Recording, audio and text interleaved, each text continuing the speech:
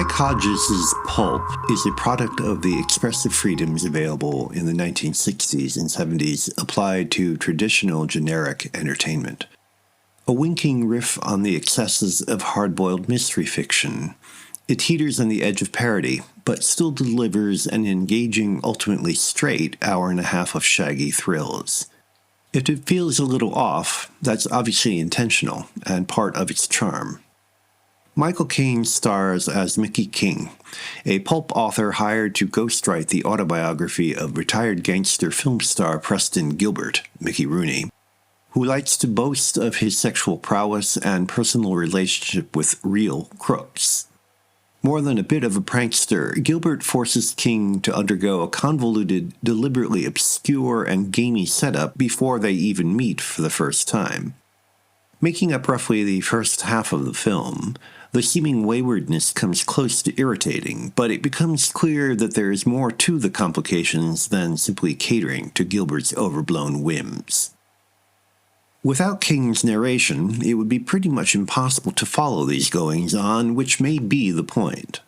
With its suitably tough guy, alternately ham-fisted and ornate narration, the story's baroque complications include using Rooney, Lionel Stander, Al Terry, and Lisbeth Scott to summon up the atmosphere of classic Hollywood crime films through a series of inside jokes and old movie references. The best of the jokes, though, involves a minor character who asks another to identify the bird perched next to both of them. It is, of course, a Maltese falcon, a double joke since Pulp was shot in Malta.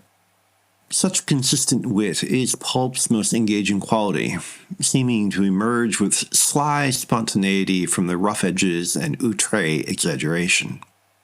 In the opening sequence, for example, the women in a typing pool transcribing King's latest effort get so turned on by the pornographic description that they cannot concentrate on their work. Funny in itself, the situation is enhanced by the sophisticated execution, in which the sound cuts in and out between close-ups of typists listening to King's taped voice and the deafening, all too convincing clatter of the dozen or so typists in long shot.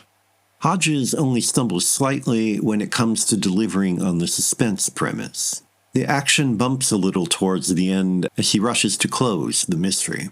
Since King is a target for a killer, he has every reason to uncover the truth, but the efforts to wrap up the package feel a little forced amidst colorful eccentricities where logical causality is an option, not an expectation.